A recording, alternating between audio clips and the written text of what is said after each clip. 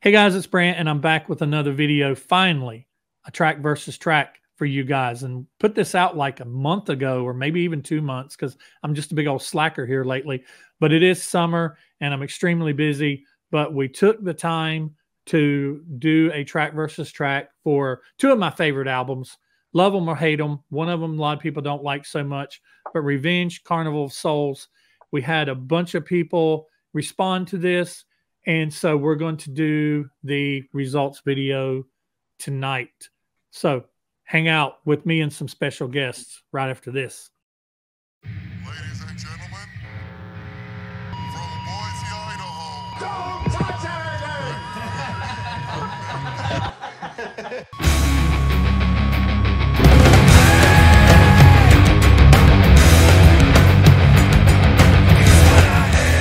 All right, everybody on the screen, we got a screen full of heads, some strikingly good-looking guys, if I do say so myself.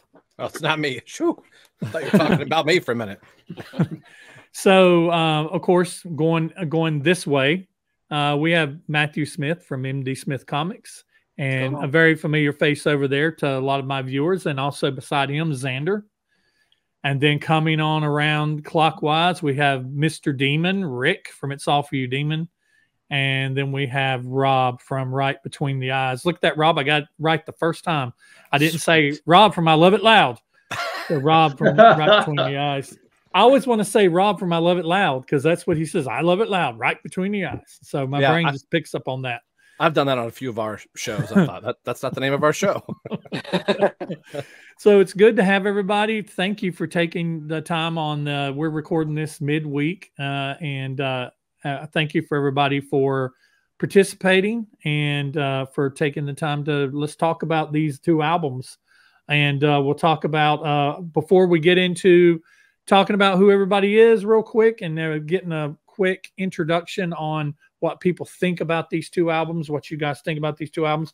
I want to do the panel real quick. I want to talk about the panel and call the names out of these people that took the time to put your votes in. And people ask, how do I get in on the panel? When I put a post out pitting two albums against each other, just comment your picks. It's that easy. No membership fee. You don't have to mail off a self-stamped envelope like you have to do to Rick. For goodness sakes, not kidding, Rick. You know, Rick, that is the biggest thing that keeps me from sending you stuff is I am too lazy to go. If you would just send me stuff and be like, bro, send me $5 in Cash App. But it's so hard for me to get to a post office. My post office. It's no worries. My post office is my little podunk town. They open after I go to work. They're closed for 2 hours at lunch. And then they close before I get off work. So I never get to go to the post office. But I got something I need to send you, Rick. I've got something I've been holding on to that I need to send you. I just need to get it over to the UPS store. But anyway, just comment. So we have on the panel, you have everybody see on the screen, Xander, me, Rob, Rick, and Matthew. Then also on the panel, you have Tales of a Kiss Geek, Glenn, Emily Graziano, Flapper's Aim 16, K.A. Collector 22, David King, Tom Dust, Ears for Days, Super Kiss 14, Chuckin 2818, Mixie Horror Pop Culture, Jason Flom from the Music of Kiss, James Dean, Thomas Hubner, Roger Bennett, Kiss Dude, Sublime, John Sweeney, Jay Reed, Jeremy Kimona, Starman, 2112 of Kings, and Carla. A lot of very familiar names there. Follow almost everybody on the screen here. They follow almost all of us. So very good to see the diehards in here as well. So yeah, just get in on the next one by commenting on the video. So let's talk about Revenge first real quick. So Revenge was released on May 19th, 1992. It went to number 6 on the Billboard 200. It was Kiss's 16th studio album produced by Bob Ezrin. It's Gene, Paul, Bruce, Eric Singer, and Eric Carr. Played on track 12 and background vocals on God Gave Rock and Roll to You. Real quick around the room. We can start with Matthew and walk around, going around on the screen. Any thoughts, any personal thoughts about Revenge? Yeah, I was, let's see, I was 13 when it came out, actually. So I was super excited because at first I wasn't, because I'll admit, like, I kind of fell off a little with Crazy Nights and Hot in the Shade. I just wasn't. Well, back then when I was younger, I wasn't crazy about them. I was listening to other stuff, and but when this came out, grunge was starting to hit, and I was 13 and everything. But I gave it a listen, and I was very impressed. And it's probably one of my favorite, non-makeup albums right now, I would say. So yeah, all around it's really good. And then they followed up with Alive 3, which I thought was amazing as well. So that is a good 1-2 punch. Yeah, it was. It was definitely a good return to form for them. The heaviest they've been, obviously, since Creatures and Lick It Up. So it's great. Xander, what about you? I grew up with Revenge. Revenge was one of the first Kiss albums I ever listened to, so it's always been a favorite of mine, perhaps even my favorite. So yeah, I absolutely love Revenge. That lineup was great. I wasn't around when they were together, but because Revenge was one of the newer Kiss albums at the time, if you went shopping, you would see albums like Revenge and Smashes, Thrashes, and Hits on the shelves a lot. And so those were like the two that we would, the two earliest Kiss albums that we bought. So Revenge has always been my favorite Kiss album, one of my favorite Kiss albums. And yeah, I had to wear my Revenge shirt here today. And so, yeah, and I see you got yours too. So yeah, and absolutely. I was right. Rob has on a Carnival of Souls shirt. Yeah, we were talking about that before the show, and we were Matthew, we're in the wrong room. I know. At least Rick has a Kiss shirt on. Well, I said I had to be like the guy. I can't wear the band shirt to the band concert. I got to be a little different, Rick, what about you with Revenge?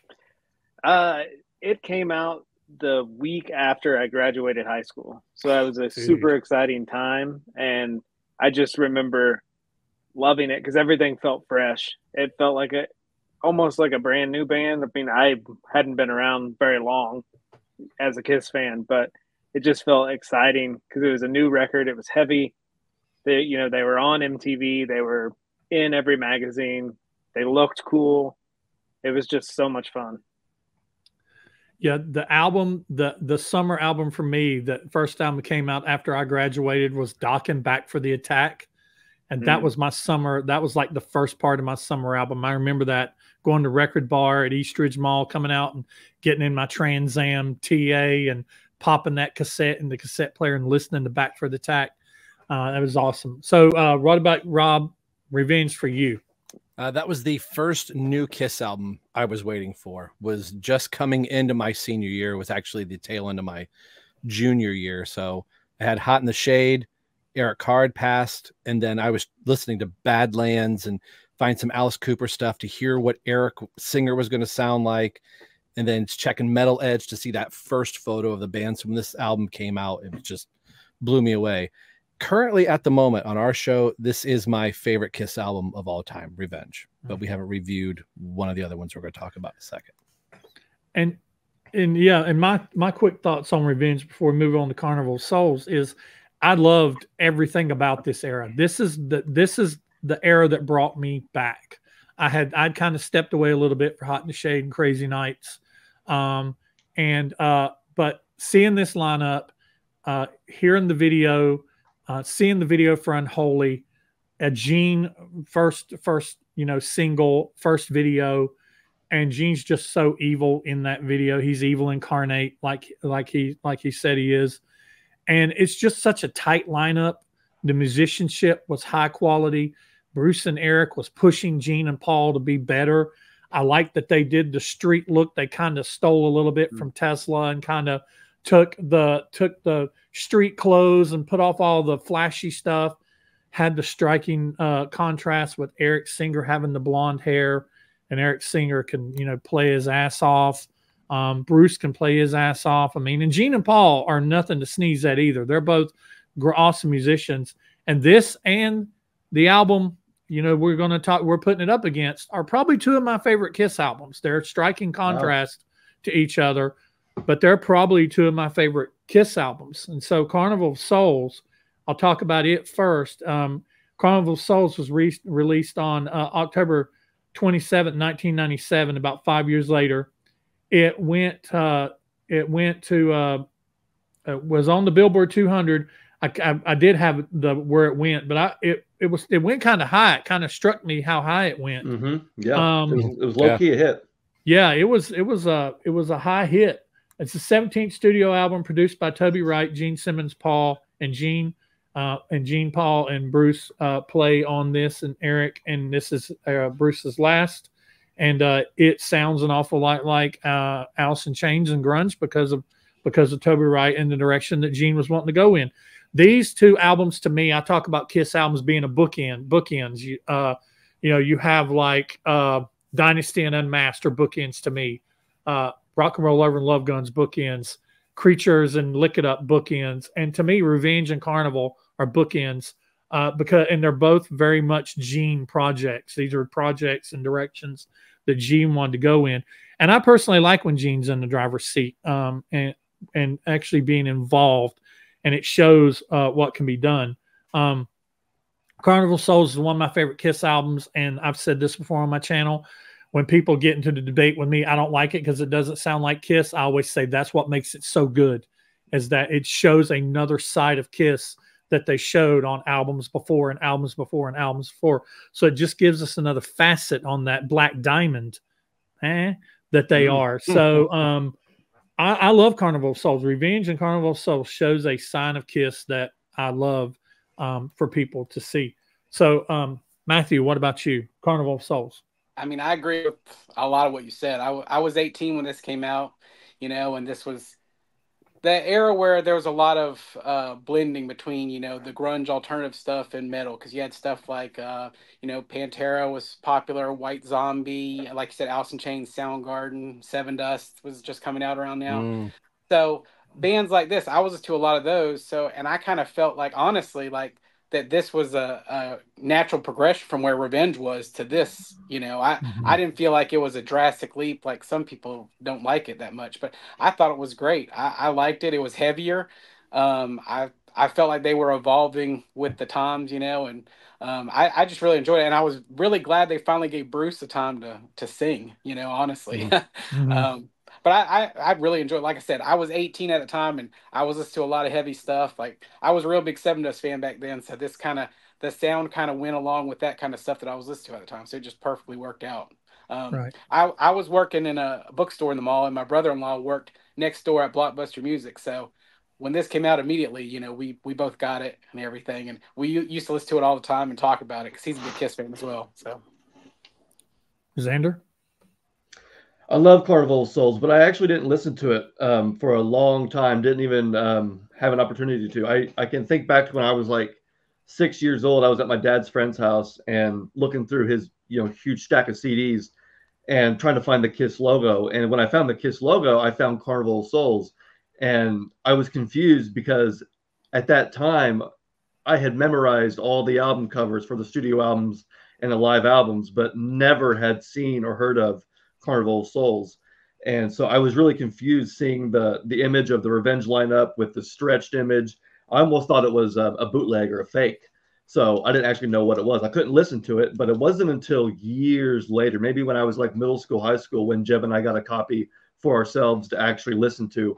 And I was kind of shocked at how heavy Kiss went with it, because Revenge, even though Revenge is considered to be one of the heaviest Kiss albums, it really isn't all that heavy when you start putting it up against actual heavy music. Kiss was never trying to be, the heaviest band in the room. Maybe in the beginning they were pushing it to the limit, but they weren't really trying to be the heaviest band. But those riffs in like Rain, for example, is just, it's absolute crunch. You don't really expect that coming from Kiss. So I like that. I really do. I don't know why Carnival isn't my favorite like Revenge is, but I still like Revenge. Maybe it's because I heard Revenge first, but yeah, either way, both great albums in my book. Rick? I think I was working at Hastings Music when it came out, and before it came out, the demo was a bootleg that everyone had, and I remember Danny had that bootleg, and it didn't have the Bruce song, and the bootleg was horrible quality, and I remember listening to it and just turned my nose up to it just because I was like, what is this? Like I was so hot on Alive 3. And I was like, what are they doing? And I just didn't like it. And I really judged it with my eyes instead of my ears, because I was never a big grunge person. And then I remember during lockdown, Brant, you and Danny and myself did a video talking about Carnival of Souls, and you really told me to like listen to it for musicianship, and I did, and it totally opened my ears, and like I was like, holy crap, this is quite possibly the greatest music album of Kiss. Lyrically, it's not Kiss. I mean, it's kind of not, but musicianship wise, I mean, this, I love the Eric Singer, Bruce Kulick lineup anyway, and this, it was just perfect. Yeah, Eric Singer and Bruce Kulick, they beat up on this album. I mean, they beat up on Carnival. Whatever they did on Revenge, they take it up a level on Carnival Souls. So what about you, Rob? It's great to hear another Seven Dust fan in the room. So this was like right in that wheelhouse. And also a Dream Theater fan too. Tracks like Master and Slave, now they're playing with time signatures and you can hear the shift move. And I was like, what is going on? You know, Eric's drums weren't linear going do, do, do. He was breaking things up sticking wise. So this blew me away. I bought a bootleg at the Cleveland Kiss Expo in '96 where Eric was at. And the first song I heard was Rain. Like I knew the bootleg was available. It had all of the tracks and they were almost all in correct sequence.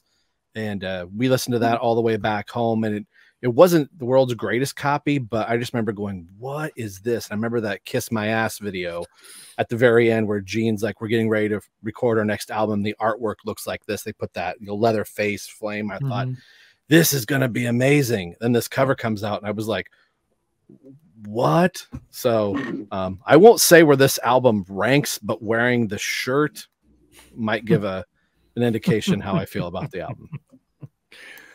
I can say this too. My wife is not a huge Kiss fan. She likes some of their older songs, but when I first played her this album, she loved it. She thought it was awesome. So wow, I've had a lot of people go.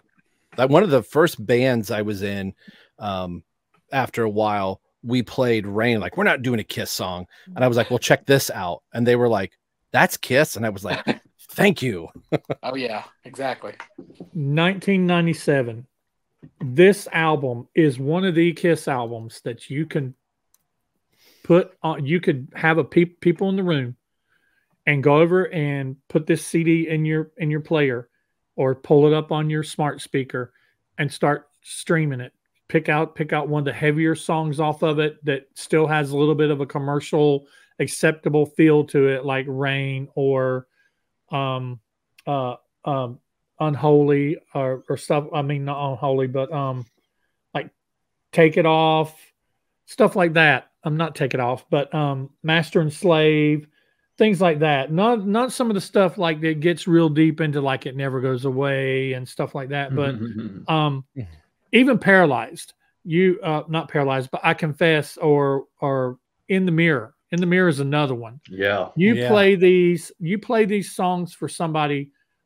And they don't sound dated. They sound like 90s stuff, which is still has a huge influence in modern music. It's like we hit the 90s and the 2000s and music, just like good music at least, quit progressing. The bad music has just gotten worse. But so yeah, this is an album somebody was like, had never heard Kiss. And I'd be like, hey, let me turn you into this. Let me show you this. Let me show you something don't sound like them. So let's go ahead and get started. The way we're going to do it is we have, if everybody has predictions, that's good. If you didn't do a prediction, that's okay. You don't have to do a prediction. But we're going to go around in the semicircle from me, Matthew, around all around. We'll start with Matthew. And going to talk about what your prediction is and then what your pick is. And then I will give mine when it comes back around to me. I'll give my prediction, my pick, and then talk about who the winner was between the two. And if you want to say something about either one of the songs, why you picked that song or why you didn't pick the other song, feel free to do that. You don't have to. But if you have something in particular you want to talk about that stands out, you can do that. So track one is Unholy versus Hate.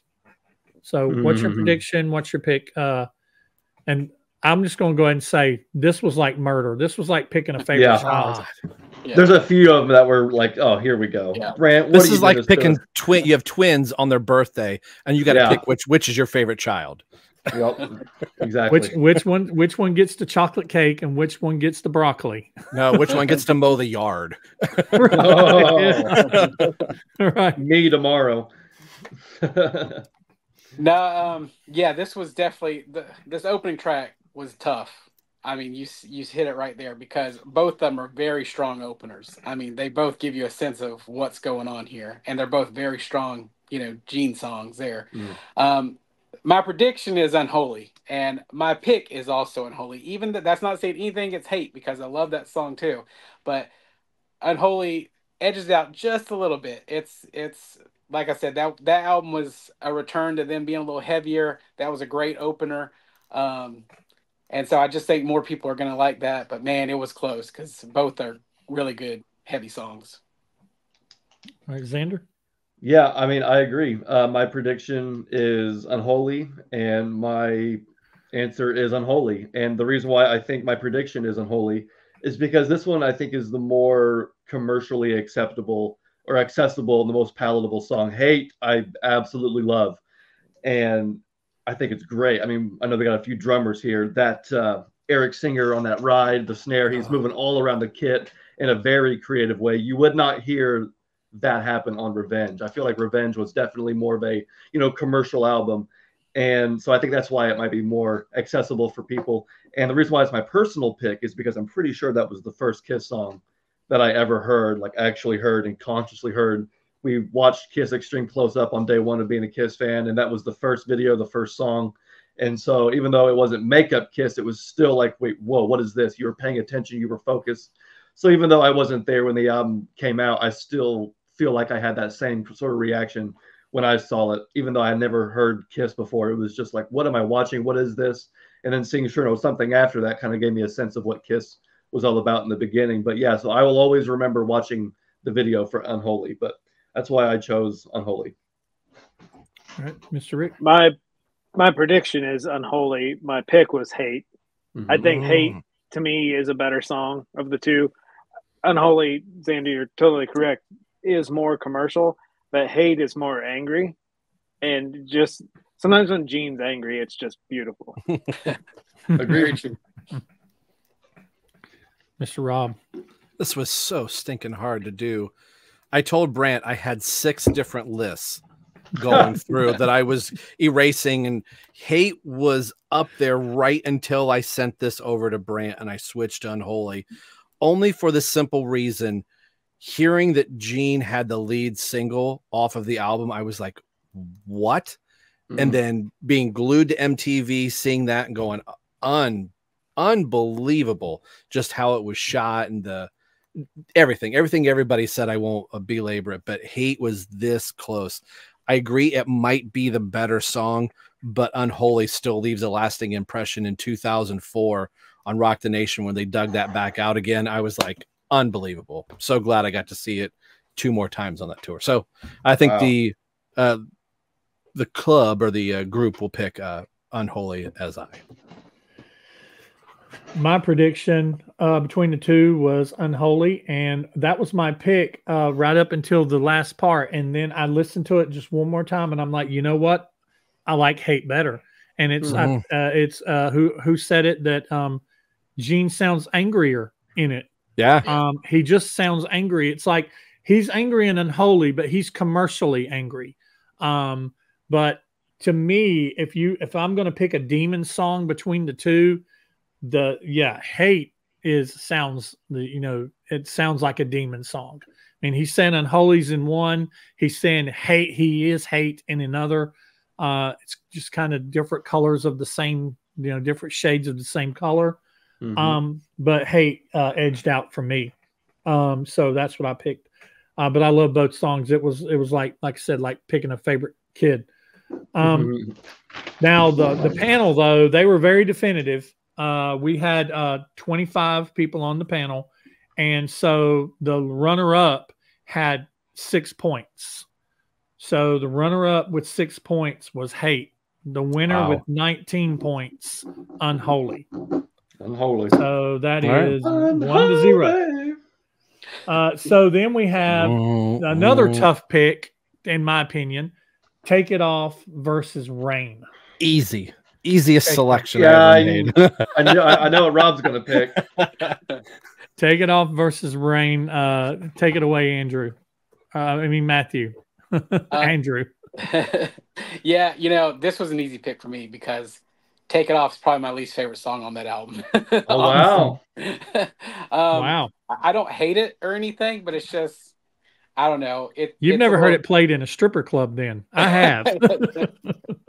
No, it's just it's a little bit of that cheese factor, which sometimes is good, but in the context of the whole album, it's like, I could take it or leave it. No pun intended, but I do like Rain a lot, and that's probably the heaviest Paul song on there. And that's honestly a song when this came out. My brother-in-law and we used to sing that song a lot. It just stuck with us. Just Paul's voice in it. I don't know why. So I went with Rain. I do think the panel's probably going to do Take It Off though. Yeah, so I chose Take It Off. I chose Take It Off as my favorite, but I also predicted that the panel would choose Take It Off. This one, I have to admit, was one of the tougher ones because what I did was I did my best to listen to one song and then listen to the other one and then go, okay, this one's the clear winner. And I was thinking it was going to be very simple. And I ended up listening to Take It Off, I think 3 times, and listened to Rain 3 or 4 times, trying to figure out which one. And I think I only chose Take It Off because I gave up. I really don't know because they're both such great songs. Rain is so heavy. That riff, again, is something that you just wouldn't think you would hear in Kiss. But I'm going to go with Take It Off. It is the song that I heard first. It is very fun to sing. Paul's vocals are incredible in both songs, but Take It Off, even live. That was always a fun song to watch live too, if you know what I mean. But I'm going to go with Take It Off. It wasn't fun in St. Joe because they got local strippers. And boo. St. Joe strippers. No, what you're looking for. Thank goodness Toledo showed up. That's hilarious. They got the daytime. They got the daytime strip club strippers. She was serving mac and cheese the night before. The ones you can't unsee. More armpit hair than an 18-year-old me. The bigger the cushion, the better the push it. Or what's that lyric in Spit? Well, most definitely. Yeah, there you go. The bigger the cushion, the better the push it. Yeah. Oh God. Where was I? St. Joe had ugly strippers. Okay. My prediction. They were named Joe, coincidentally. One of them was named Joe. Had a mustache. What's the line from Teen Wolf? Never play cards with a stripper that has the same name as, I don't know, city. Yeah. But whatever. Take It Off is my prediction. I chose Take It Off. And the only reason I did, I think 23-year-old Ricky was creeping in my brain. I love Rain. Rain's a great song. I think Take It Off is a true to Paul Stanley's spirit. I don't like it on Revenge, but it's true to his spirit, just that pure rock and roll sex. And Rain is Paul trying to write in a different genre. So that's why I chose Take It Off. Yep. Favorite Kiss song of all time, Rain. Going in the convention, we walked in the floor. That's what's playing. I got to see Bruce Kulick in a small little guitar ranches in our city we live in. Bruce was like this close to me. I was almost looking at his crotch, his guitar the whole entire time. The first song he played in a clinic. So in my mind, I got to see Rain live. I know Paul gets some flack saying that he just, like you said, Rick, he was writing for a genre. He wasn't really finding his footing, but lyrically the song just hit at the time of my life. I've said it on our show before. And if you want to be a purist, Take It Off only has 3 Kiss members on it. Kevin Valentine plays drums. So I'm like, here we go. Here's Waldo. So yeah. So by default, I was like, well, Eric Singer's not on the song. But yeah, Rain's going to win out for me. And I think the panel will probably pick Take It Off, but I'm hoping there's some diehards out there that want something a little bit heavier. And my God, this is a heavy song. Mm. Yeah, this was tough for me. I love both songs. Paul is a monster on Rain. I like some of the effects they use on his voice during the verse. But man, when he goes into that pre-chorus and then he goes into the chorus and then he hits that bridge, I mean, I still love seeing the recordings of them in the studio recording this song, and he's in there just belting it by himself. You can't even really hear the music; you just hear him, and it just shows you that you realize Paul just has a monster or had a monster of a voice, and Rain is one of those songs that really shows it off. My prediction was Take It Off, and I went back and forth between these two, back and forth, back and forth, back and forth. Like Xander, I think I listened to each one of them like 3 or 4 times in a row over the course of 2 or 3 days. And it finally just came down to, it was one of those that I picked it just on that particular day. And tomorrow my list could be different. But on the day that I made my list and wrote it down, I picked Take It Off just because I like the way it was feeling. And Paul, man, he opens it up with a scream, and it's, it's just an awesome, music's awesome. I like how he sings the verse, doing that whole little thing he does. I like it. But I've got some memories tied to this song too. So, but yeah, so that was, my pick was Take It Off as well. The panel. This was even slightly more definitive than the previous song. The runner-up had 5 votes. The winner has 20 votes. The runner-up is Rain. The winner is Take It Off. They just liked Kevin Valentine's drumming. That's all it was. Yeah, Wow. and that's one thing I can say about Rain, about Take It Off, is the drumming in Take It Off is very basic. It's not very memorable. It's definitely not the drumming that's on Rain. Rain drumming and that weird time signature that they're doing is that crunchiness is just very cool. All right, so track 3, we got Tough Love versus Master and Slave. This was a tough one for me too, just because I kind of like both songs equally. I mean, I feel like the panel is going to go with Tough Love. I feel like the panel is just going to lean more Revenge, honestly, just because that's the more popular choice in some regards. And I picked Tough Love as well, but now if I made the list today, I probably would say Master and Slave, because I'm going back and forth. They're both equal to me, and it's hard to pick. But I said Tough Love, so I'm going with Tough Love for now. This one was the other really tough one too, where I was listening to each 3 or 4 times going, what am I going to choose? It doesn't matter, just pick one, but I had to figure it out. But I still haven't figured it out. So even right now, I don't know. But I think I'm going to go Master and Slave, because I went with Take It Off last time. But also Master and Slave has that really big epic Paul Stanley scream, wake up and start to, that's Master and Slave, right? Yep. Mm-hmm. Okay, for sure. Wake up and start. Yeah, you're just kind of listening to it. Life, it's never what it seems. You're listening to it. Where's it going to go? What's going to happen? All of a sudden, boom! It just hits you. So that one's always been really. In the way it moves too. Dun dun dun. It's very slow, heavy, but I don't know. It's really good. I like it. So I'm gonna go Master and Slave. Even though Tough Love, I mean, is fantastic. I love Eric's drumming in that one. When he breaks it down in his All Access to Drumming DVD, he talks about how he's doing triplets right before the chorus there. And I'm like, those are the fastest triplets. I could do that single notes and it would still, but no, Eric Singer's a monster. But anyway, I think I'm going to go Master and Slave. I think the panel will choose Tough Love. I chose Master and Slave. Oh, I'm sorry. No, I forgot to do a prediction. I'm going to say Tough Love as well. I think the panel will choose Tough Love. I chose Master and Slave. How do I say this?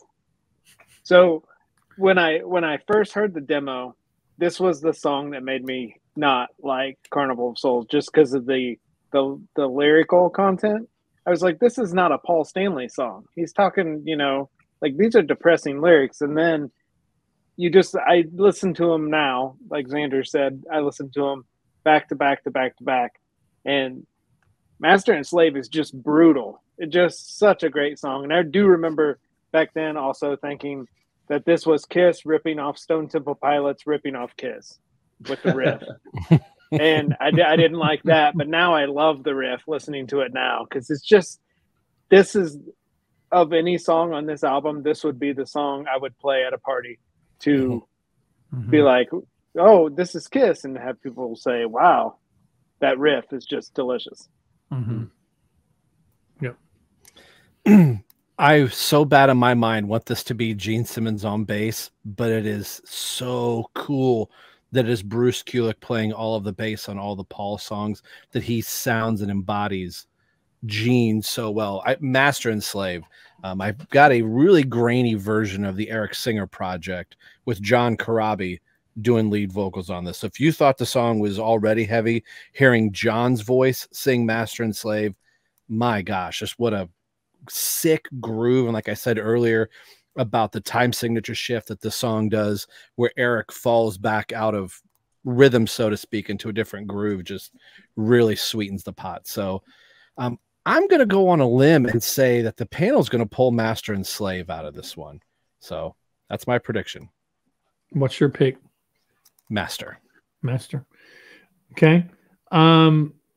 Tough Love is kind of one of the first songs on Revenge to me that kind of slips down a little bit on the it's not on the level of Unholy and Take It Off to me.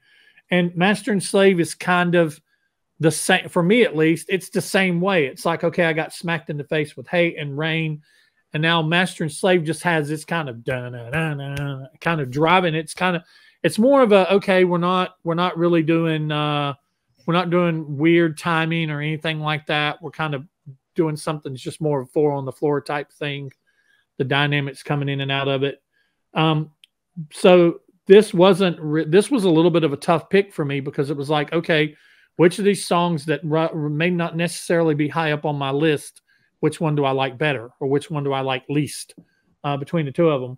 But I predicted that the panel was going to choose Tough Love. And by the time I sat down and listened to it a few times, I'm like, you know what? I kind of like Tough Love on this one. And so I went with Tough Love myself. But I want to ask you something real quick before I give the results. Did you find, because it seems like everybody here on the screen has an affinity for both of these albums.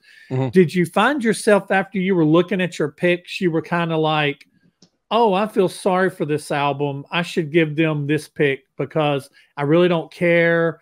It's a toss-up between the two, but I've already picked so many for this album, so I'm going to throw this album, I'm going to throw the album a bone? Or did you just really make it down to, it was a song by song, and you didn't worry about your total until you were done? It was song by song for me. Yeah. I thought I was going to pick all Revenge, and I actually picked more Carnival. I thought about the same thing. I went song, didn't go, oh, well, I picked one, we'll make this one Revenge or this one Carnival. When I was tallying things up, on my list, I was like, this number for this, and I was surprising how evenly split I had both albums. There was one track that I was on the fence about, and I leaned Carnival on that one, just because I really couldn't decide, because they were both really not one edged above the other. So I was like, I'm gonna give it to Carnival. For Carnival bone. Yeah, I mean, I kind of did too just now too. I was like, I still, even in the moment, Tough Love versus Master and Slave, I had no idea what to choose. So I just went ahead and said Master and Slave. But the rest of them, I was able to come up with a definitive choice. But you know what? One thing I forgot to mention about both of these songs is that when you listen to Paul's vocal delivery, they're both very similar. He does these like very falling over vocals. In Tough Love, when he says, I want to take you down into the morning light. And then you listen to Master and Slave, and he says, life, it's never what it seems. Yeah, it very, very. From your dreams. They're both very similar. So I was like, which one do I pick? Because they're both so good in that regard. But I just went ahead and said Master and Slave. Yeah, he's got that trombone. Wow, interesting way to put that, Brant. That was a good way to. If the members that. of Kiss were a classical Paul would be the instrument, Paul would be trombone.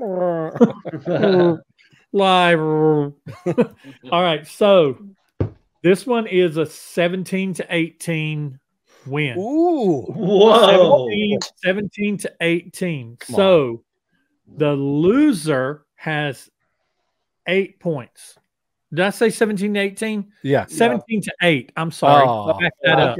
Okay. Because You got my hopes up. no, but there is a close one. There is a close one that Carla was the tiebreaker for. It is not this one. Nice. Gotcha.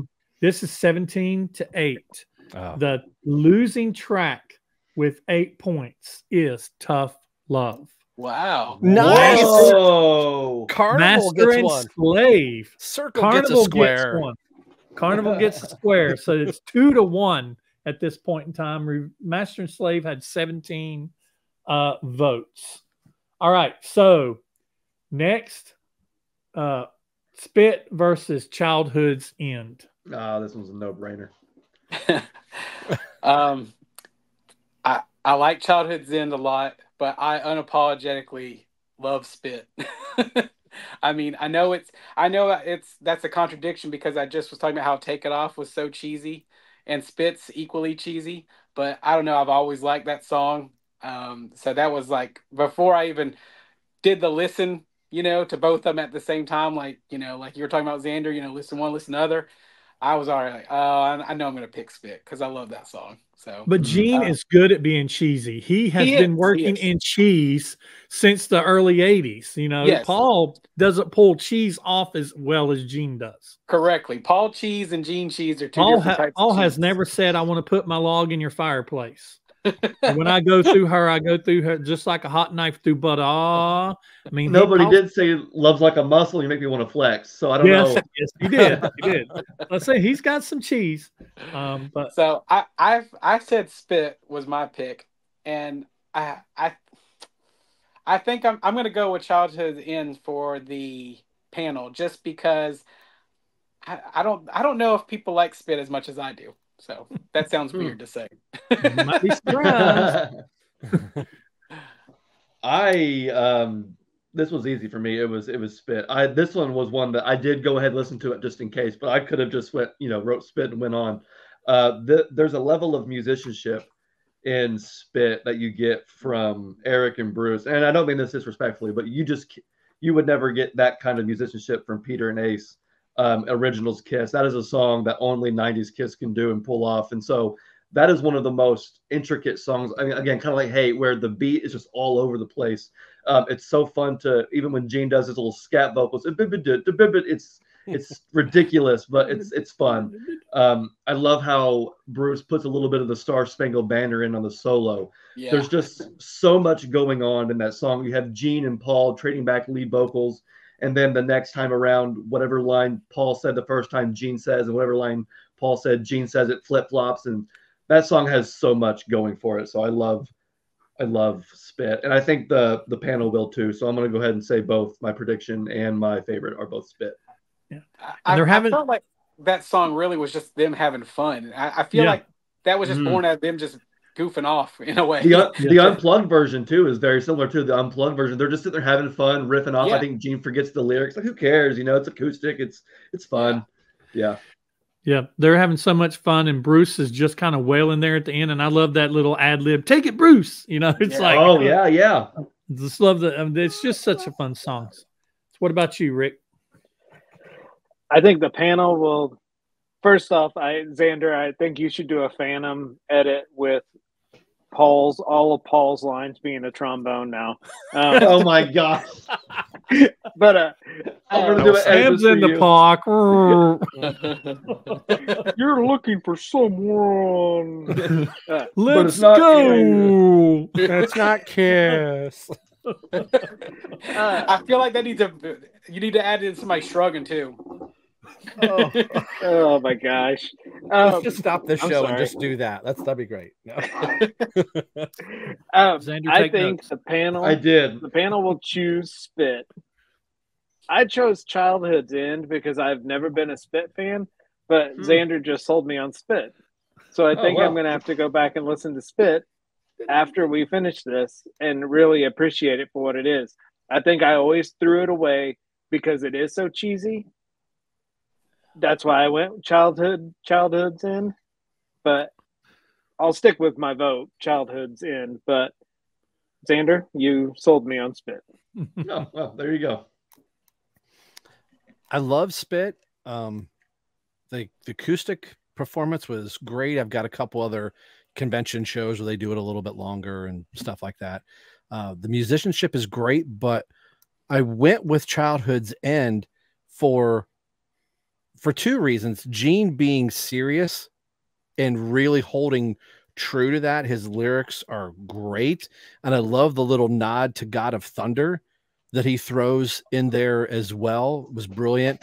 Yes. And also to God of Thunder, having the boys choir return for Childhood's End really kind of fits it. Okay. And then on the box set, the Ultramental that was missing from Carnival of Souls is actually the coda to the end of Childhood's End. And that instrumental jam is just fantastic. So I also think for both of them, it's going to be the panel, and my pick is going to be a Childhood's End. I love Spit, but there's something special as Gene can do cheese, but he can do serious. And I think he did this song very well. Mm-hmm. Is that choir the choir Paul's yelling at? And yeah, don't touch anything. Don't touch anything. I love that. That's amazing. He turns around and cheeses and turns around and does it again like he wants to be seen doing it. Don't touch anything. You can hear one of the boys go, "Don't touch anything." So funny, man. I wish we had one more of those outtakes and everything from those recordings, because that's just so awesome. I love being a fly on the wall during the recording process. My money is there is a universe out there where Carnival of Souls was going to be the first album that was going to get a making of DVD, that we would have seen the whole process of the making of that album, because they had filmed so much. We saw little nuggets, and Bruce said in a convention, there's more footage in the can. Oh yeah, man. Yep. Okay, I want to take note of something. I've been kind of looking at our votes, because there's 5 of us here, so we can be unevenly voted. But the first one that won between Unholy and Hate, we were 3-1. We're 3-2 with Unholy versus Hate. Take It Off, we were 3-2. Take It Off versus Rain. Tough Love, we were 2-3. Tough Love versus Master and Slave. So far, we are kind of, what we're voting is kind of been a baseline for what the panel is voting. So the way that we have gone, they have kind of gone. So far we've had Xander vote for Xander voted for, what'd you vote for, Xander? Spit? Yeah. So who else voted for Spit so far? So right now we've got two Spits and 2 Childhood Ends. So I'm the tiebreaker. Mm-hmm. So and the one that I would choose, most likely the panel is gonna end up being the winner.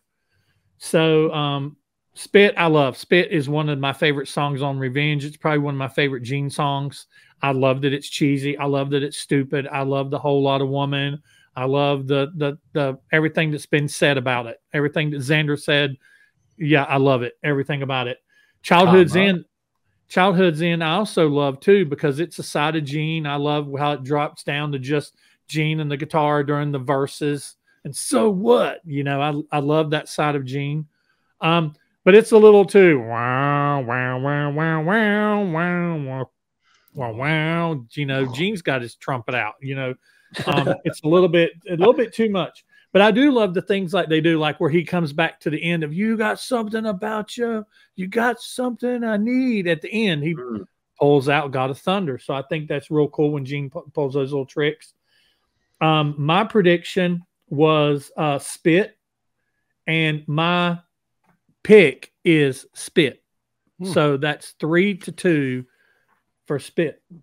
The loser had 6 votes. And the winner had 19 votes. The loser with 6 votes, Childhood End.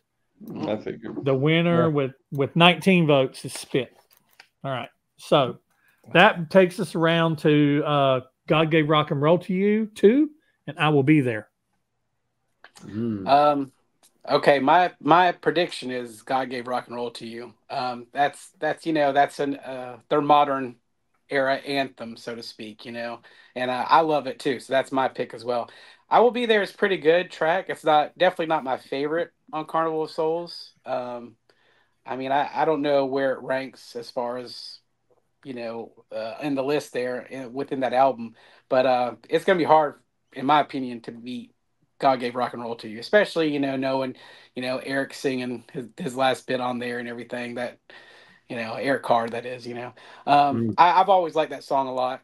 I mean, and it's like I said, that's like one of their anthems, for modern times, definitely. So I'm going with that, my pick, and for the panel.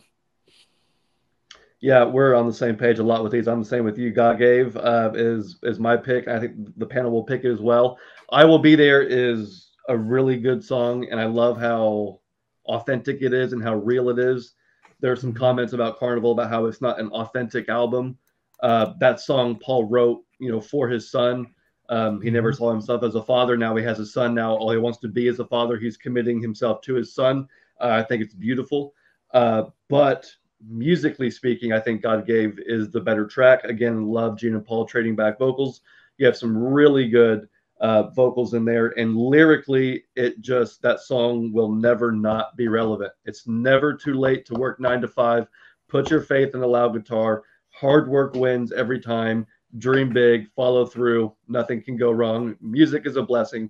God gave it to you. Use it, enjoy it, love it. So yeah, I'm going to go with God Gave. Even though I know it's kind of overplayed and it's maybe overrated in some people's eyes, but I think it's still the better track. So I'm going God Gave for both my prediction and my favorite track. Awesome. God Gave for my prediction. God Gave for my pick. And much like Xander said, this is just a chase your dream song, and it's in pure Kiss fashion. And I have loved it since Revenge. Alive 3 made me really love it. Oh, yeah. And I just get goosebumps at the end of a Kiss show when it would come on. I got goosebumps right now thinking about it. When it would come on over the PA. Yeah. And, the Kiss Loves You would be up on the thing. That is what being a Kiss fan is all about. Just that's where the whole arena felt like a community. And I loved it. And the Avatars played it too, yeah. Yeah, Avatars played it. Sorry, had to say it. Their first song, they ever did. Yeah. I remember sitting in Rosemont after the last piece of confetti fell, man, Rob, looking at Xander, excuse me, Nick and Nico, and I was kind of wiping a tear. Like this is the last Kiss show I'm at. This is the last song I'm going to hear at a Kiss show. Not live, but it's coming through, and we said on multiple shows that they should have played this live. God Gave. This should be, if any song is going to have the unanimous vote on it, and getting to hear, especially in the A&E documentary where they isolated Eric's vocals, and Eric Carr's vocals, you could just hear it. That's just a warm blanket. You want to wrap yourself up in a Kiss fan. It just says it all. So I will be shocked if this is not a unanimous vote by the panel. Well, I love both these songs. Everything that's been said, I feel about them. I love what things that Xander said, what everybody has said. I'll Be There is actually one of my favorite songs on Carnival of Souls. I think it's very true, heartfelt. The Paul, you feel the emotion of him singing it. But God Gave is my prediction is God Gave, and my pick is God Gave because it's the modern day anthem, and if you look on streaming, it's right up there with I Was Made for Loving You and Rock and Roll All Night. This is a song that goes beyond us Kiss nerds and goes out into the community. You hear this on Sirius all the time. You hear this on regular radio, and much more than a lot of other Kiss songs that you will hear. So I think it's a great song, and the homage to Eric, and plus it wrapping up Kiss shows. It's just a great anthem, a modern day anthem for them. So we're 5-0. We're unanimous in God gave winning this. This is a landslide. It is not a. It is the biggest win. It is not a wipeout. Okay. It just shows that everybody has their own musical tastes. Yep. The people that pick I'll Be There could have been they have an affinity toward the song, or it could have been fatigue of God Gave Rock and Roll to You because is very much played. But only 3 people chose I Will Be There, and the other 22 of us chose the right song. I think those 3 people just don't like Bill and Ted's Bogus Journey. Oh, Right. boo! Yeah, you're right. No, they got Melvined. I can't remember who those people are, but you know, if you picked I Will Be There, then that's what I love about the community, and that's what I love about Kiss is they make songs for everybody, for everybody's tastes and everybody's whatever. So next track is Domino versus Jungle. I went with Domino on this one for my pick. I think the panel is going to go with Domino as well. Jungle is good. That's probably my second favorite like Paul song on Carnival. But Domino is that good mix of heavy with the Gene Cheese, you know, a little bit there in some areas. And yeah, it was always a strong, you know, single for that album too. I really enjoy it a lot. So I went with that. I am going to go with my prediction is Domino, but my personal choice is Jungle. I think Jungle is a masterpiece. Jungle is the one song that if they were going to play something live, because they never played anything live from this album. Bruce has, Eric has, but Gene and Paul have never touched anything from this live, not a note as far as I'm concerned. And if they were going to touch anything from this album, Jungle should have been the one.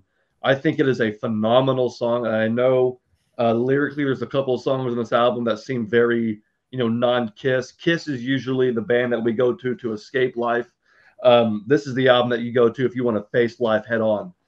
Jungle, it's a dog-eat-dog world, you know, and if anybody knows that, it's the guys in Kiss. You know, they ran the gauntlet. They know what it's like in the music business. And so I think that Jungle is very much an autobiographical song. It's very authentic, one of the longest in the Kiss catalog, and musically, it just takes me on a journey. So I know people love Domino more. Alive 3, fantastic. So my prediction, is Domino, but I'm going to go with Jungle. My prediction is Domino. My pick is Jungle. Never been a Domino fan. Okay. My pick for the panel is probably going to be Domino. As a song, Jungle's got some balls. And if I'm remembering the video for Hide Your Heart correctly, I think Tito at one point has earphones in on the subway. I think he's listening to Jungle. In my mind, that's how he gets it. There's just something about Jungle that I can just picture driving down like an alley that you shouldn't be on in the street, and Paul's telling you like, hey, the sun's going down, it's something's about to get real. And I almost, other than I'm blank on the song, I Will Be There, I think this is probably Paul's most honest song. I think it's something he is relating to about being from New York and is basically telling you what New York is like. So my pick is Jungle. All right. So what does that make us? See, that makes us is it 3-1? 1 to 3 or 1 to 3 so far. All right. So I think that I predicted Jungle was going to win this. I love Jungle. That's not my pick. My pick is Domino, because when I was going back and forth between these, and like I said, it was just a particular day.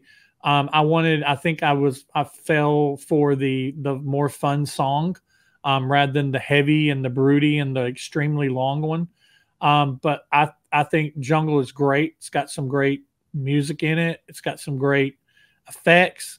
Paul singing those long whoa in the jungle. I mean, just some of the great lyrics he has. He's like, it's almost like he's pulling them down from inside of him. But I just wanted to, I just wanted to bounce around and talk about how I've got a man-sized predicament, and it goes something like this. So, and I always think about Gene driving around with those sunglasses on at night in the car, pumping gas. Huh? Pumping gas. Pumping gas. That That's crazy, great. Yeah. crazy video. Going to the drive-through. Right. So I picked Domino. So this wasn't close, but this one actually went against us. With 9 points, Jungle is the loser. Even though we picked Jungle 3-2. We picked Jungle 3-2. But Domino won with 16 points. I feel like that's So that brings the count to this point. We are right about halfway through the album. That brings the count Revenge 5, Carnival of Souls 1 to this point. So next is Heart of Chrome and In My Head. Well, yeah, this one, my prediction, I'm going to go with my prediction in my head, and my pick is also in my head. That I can definitely say that while I like that song, I've liked it more since that's the name of your channel, because I've listened to it more. Figured you'd be wore out by now. No, it just, the more I listened to it and heard it, I had a greater appreciation for it, Nothing against Heart of Chrome, but in my head, edges out here. So this one was really tough. In My Head is definitely the heavier track, and I love the crunch. But for me, it's the drums on Heart of Chrome. I love the intro drum track, Eric Singer's ascending drum fill. There's a really cool drum break in the middle.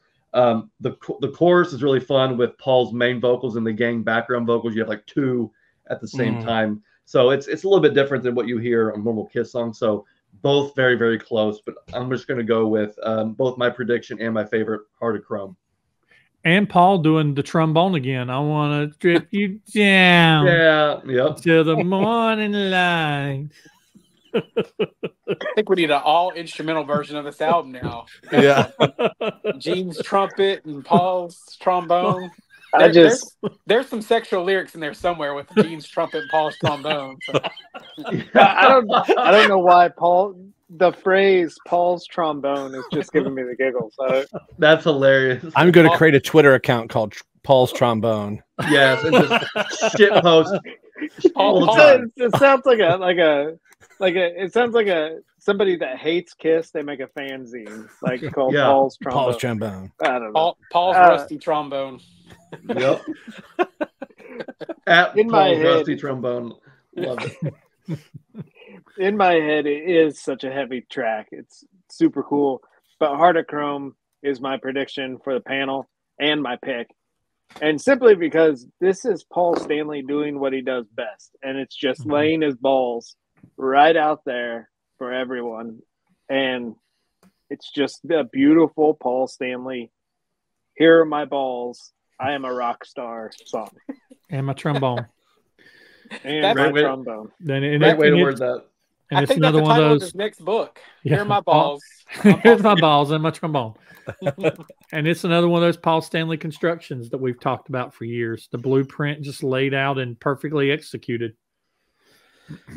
This was my second easiest pick that I made. I wrote Rain down, my favorite song off Carnival of Souls, and my favorite song off of Revenge is Heart of Chrome. I love the song. Everything that Xander said, he stole all my answers. I love the dueling backing vocals back and forth where you got the two different lines going on.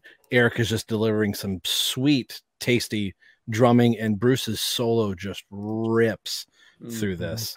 And I mean, Gene's solid as well, but I just like you tape my nasty conversations and you sold them to the BBC. I'm like, I don't even know what that means. That's the first time I heard the BBC. I'm like, well, what is that? Beef, bacon, cheddar at Rax? Is that what we're talking about here? Yeah, I had no idea what that was for the longest time. But yeah, I think the panel will go. I love In My Head. It's got such a thumping, just drag Gene's manhood through the dirt type of, song. Just it's almost like it could be in a King Kong Godzilla movie, just that dun dun, you know. Yeah. But I think it's going to go to Heart of Chrome. My pick as well. I predict Heart of Chrome. My pick is In My Head, not just because it's the title of my channel and part of my intro music, or is my intro music that I've altered. But it's just Heart of Chrome is good, and I love everything about it. I love everything that you guys said about it. In My Head for me is the kind of song that Carnival of Souls needed, with it already being a kind of a dark and brooding album.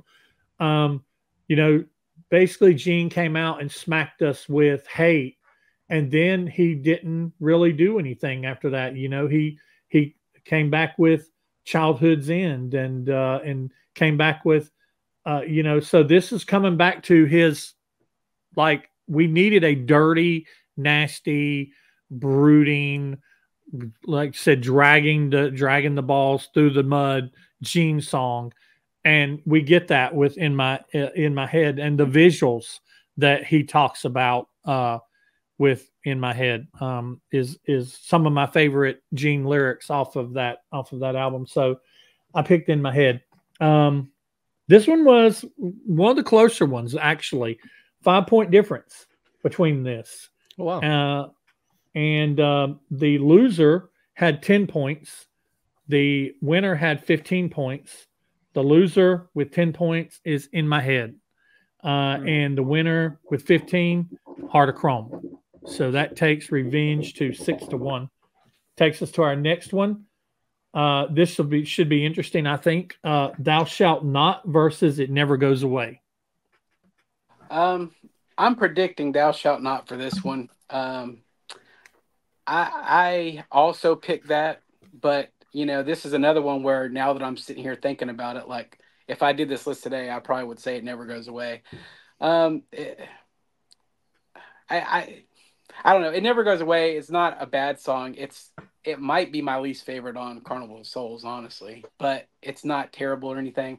I think that's why I went with Thou Shalt Not to begin with. When I listened, I was like, oh yeah, I remembered I didn't care for this one as much, but and I feel like just the panel is going to go again with Revenge on this one. So Thou Shalt Not are my picks for both of those.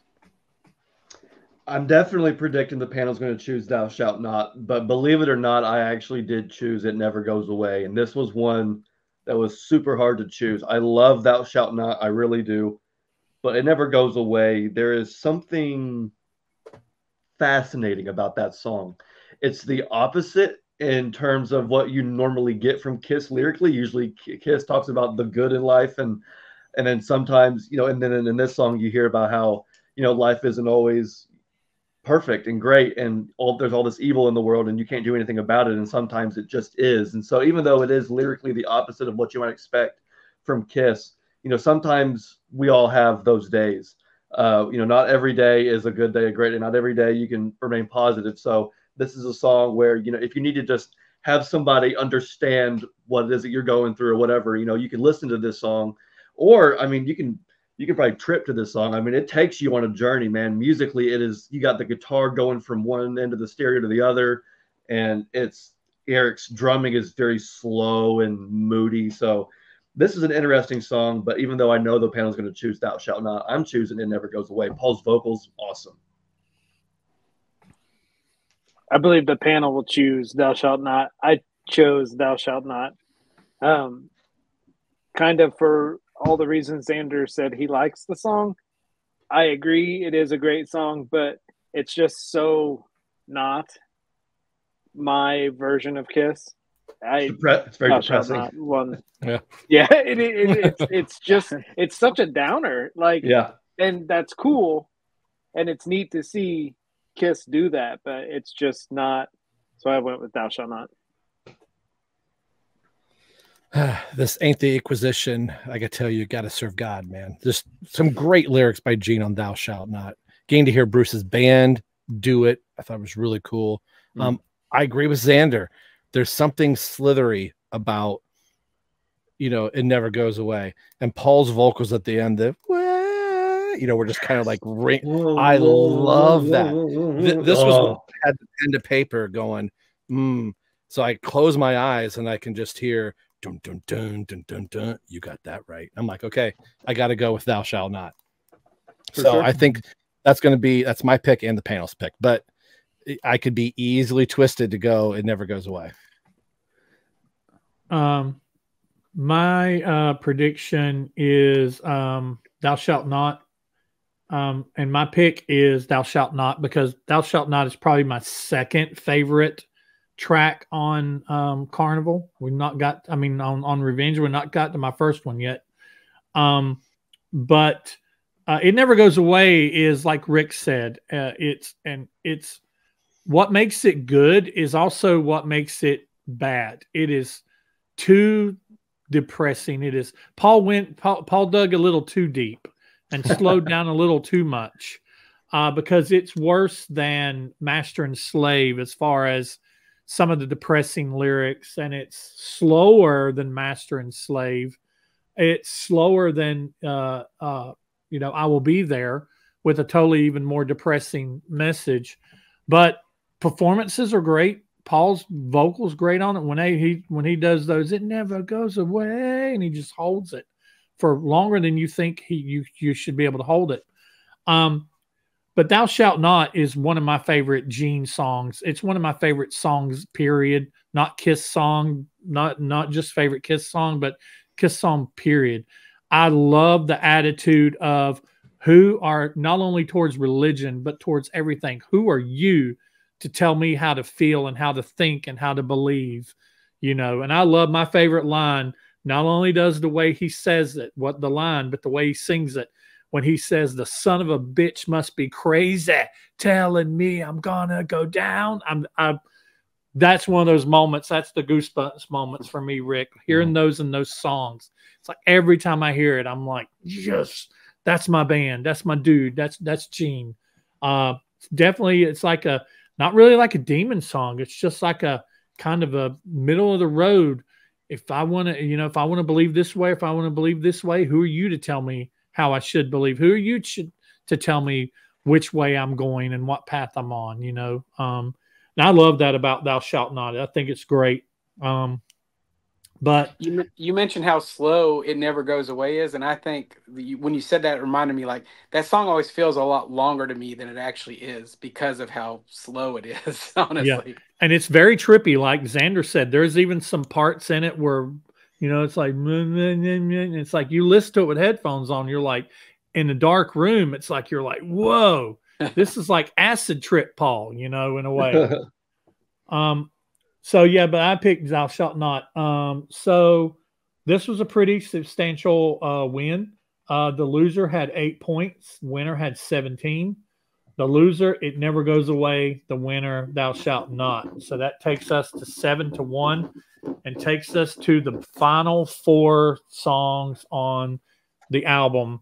Every Time I Look at You versus Seduction of the Innocent. Panel is going to definitely go with Every Time I Look at You, I Feel. And I picked that as well. I love a good, cheesy ballad. And that's what you're getting here.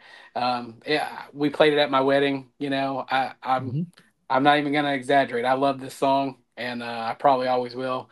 So that was an easy pick for me immediately.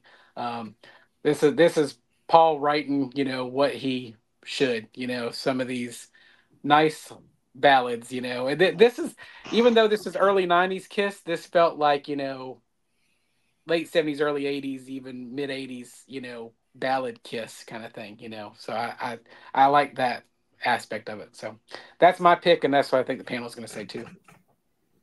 And I'm the same way. I'm gonna go with the same. Every Time I Look at You. I think it's the better song. I love the video. I love how Paul got some stubble on, and you see. I think Bruce is playing the piano. You see a little bit of the ensemble. Eric's cherry red drum kit. It's a great video. Isn't Gene playing a cherry red bass? I think no. He's got his silver Punisher. Somebody has a red guitar. I think it has the. Bruce has the red guitar. The red guitar and the red drums I always thought was really cool matching. But anyway, no, great video. Love the song. Paul's vocals are amazing, and I like Seduction of the Innocent, but it doesn't hold a candle to this one, I think. So I'm going to go with this for both my favorite and prediction. The panel will choose every time, I think. And I chose Every Time I Look at You. It had been years since I'd listened to this song, and it's such a great power ballad. Like, Forever is my all-time favorite Kiss ballad. Reason to Live is absolutely wonderful. But this is such a great song, and I forgot how good it was. And it's a shame, I think, that this came out when it did in 92, because I think had this come out in 88, this would have been huge. Oh, This would have been as big as Every Rose Has Its Thorn if it had came out just a few years earlier. Yeah. Totally. Oh yeah, just such a great power ballad, and just a great example of Paul Stanley's songwriting. He can find that hook, and it's beautiful. And the unplugged version is even. Oh way my gosh! better. Yeah. Top notch. Yep.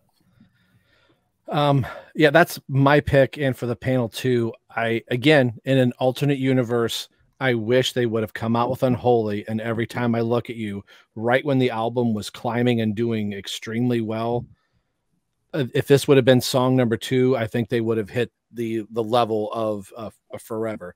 But like Rick said, being on the back, they released, this is the album to have the most singles released from, which is kind of cool. But as each single came out, the reception was getting less and less. We were getting deeper into the grunge. But the fact that they decided to do this on MTV Unplugged just elevated that song to how great this song was, and to go, man, this would have worked so well live. So yeah. I am going to predict Every Time I Look at You, and I'm also going to pick Every Time I Look at You. I love it. It's right there with Forever for me. They're a 1-2 punch. I actually love the dynamics of this song, and I just think it's so great. Even my part that I always give Paul a hard time for, where he embellishes a little bit in it, where he does the whole, but every time I look at you, you know, I mean, I love that. It's oh, sorry. Look at your Sorry.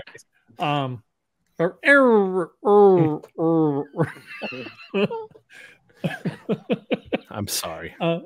That's so good. But Seduction of the Innocent is, to me, it's just like the song before it for Paul. Gene's getting too deep, too slow. It starts off, the verses are basically nothing, and just a little bit of background noise. Now, when it kicks into him singing the choruses and the solo, my gosh, the solo is amazing. Bruce and Erica is amazing on, but the song as a whole it's really a downer.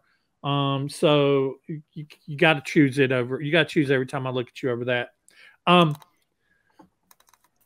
You want to know something crazy? This is the one that Carla had to be the tiebreaker on. What? Seriously?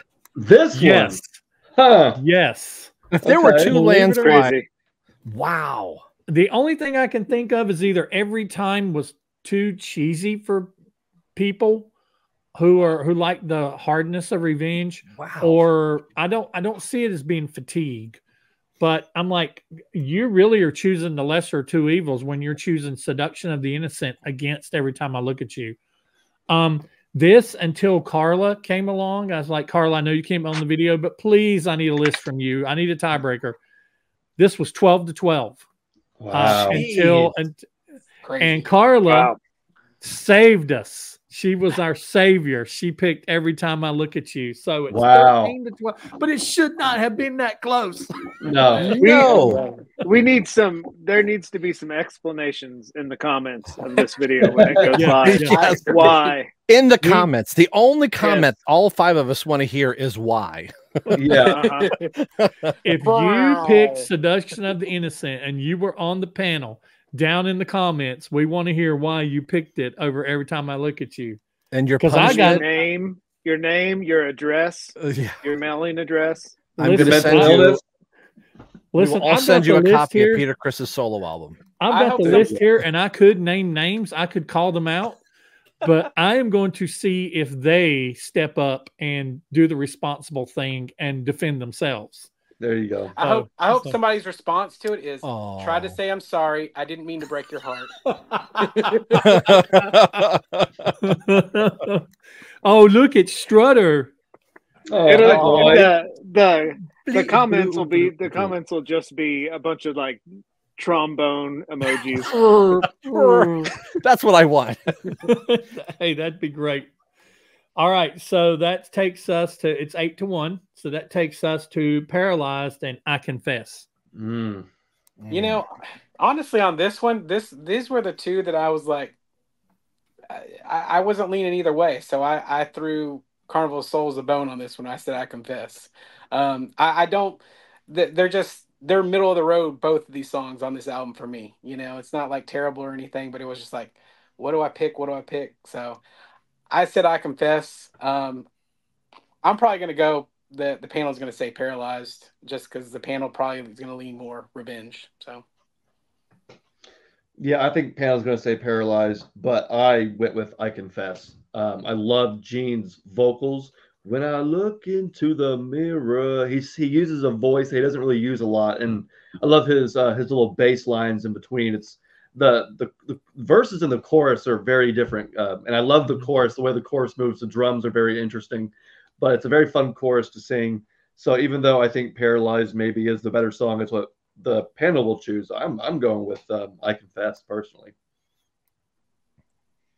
I think the panel will choose Paralyzed. I chose Paralyzed. Brant, you hit on this earlier. To me, this is a Gene 82 Creatures Demon song. Mm-hmm. Mm. Mm-hmm. Okay. I think so too. Kind of like Satan Center. Okay, I can see that. Yeah. I almost chose I Confess just because of how badass the outro of this song is. It just has a groove that I just want to sit back and just I could hear 4 minutes of this. It's so cool. This one of one?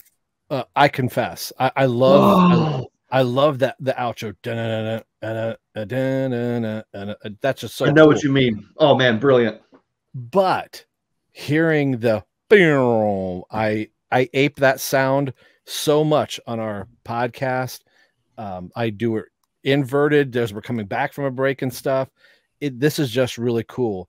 And not to plug another show on purpose, but for Shout It Out Loudcast had Bruce Kulick on for their 100th episode, and he played a very rare version of the song that had a rap to it that was scrapped towards the tail end. So there's actually an R&B artist that's adding a rap verse into that whole, where it's just the drums and bass for a while. It was another minute and a half of a rap. So that just kind of made me like it a little bit more. So Paralyzed also reminds me of, since we all grew up in the VHS era, the Kiss commercials at the beginning of your VHS. Yep. You see the blood coming down. Yeah. Boom.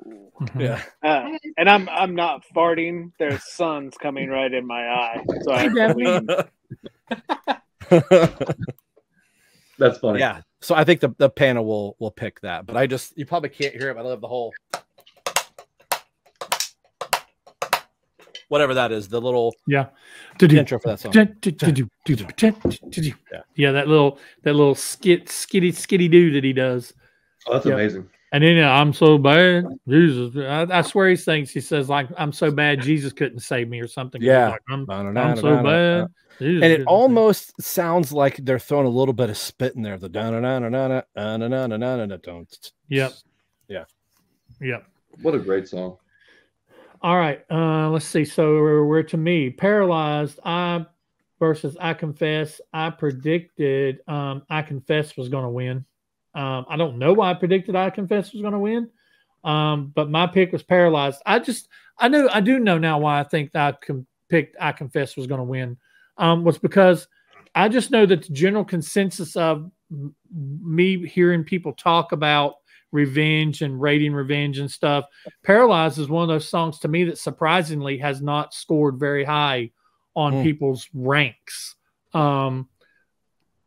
and they may like it, but it's further down, track 6, 7, 8, maybe 9 or 10. It's not usually very high up on Revenge, because Revenge does have so many good songs on it. It's one of those songs that just kind of gets usually lost in the shuffle, but it's my favorite song on the album. I love Paralyzed. It's my favorite song. I love that, how it starts, just that doom, and I think of Rob every time I hear it. But then the way, just at the end of that, then they just bust into it, and I love Gene's attitude in it. A lot of times, it's just about his attitude. It's almost like a continuation of Thou Shalt Not, So he just doesn't care. And he has that I don't care attitude. So I love it. And this one is actually pretty close. It's a 5-point difference between the two. But the loser has 10 points and the winner has 15 points. The loser with 10 points is I Confess. Paralyzed is the winner with 15 points. So it takes us 9-1. And I want to correct something, because I don't know if I wasn't looking at y'all guys to see if, like, what the hell is he talking about? I actually, Seduction of the Innocent and I Confess kind of fall in that same level for me. Earlier, when I was talking about Seduction of the Innocent, I was thinking about I Confess, because to me, they're two Gene songs in a row.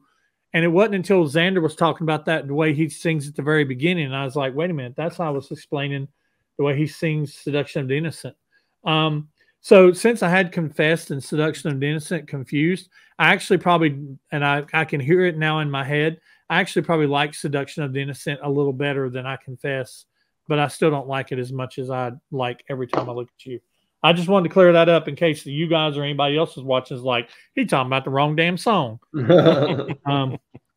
But that happens to me a lot when if a song's very unmemorable to me and it's two songs on the same album, I will get them confused and I will think I'm thinking about one song and I'm actually not.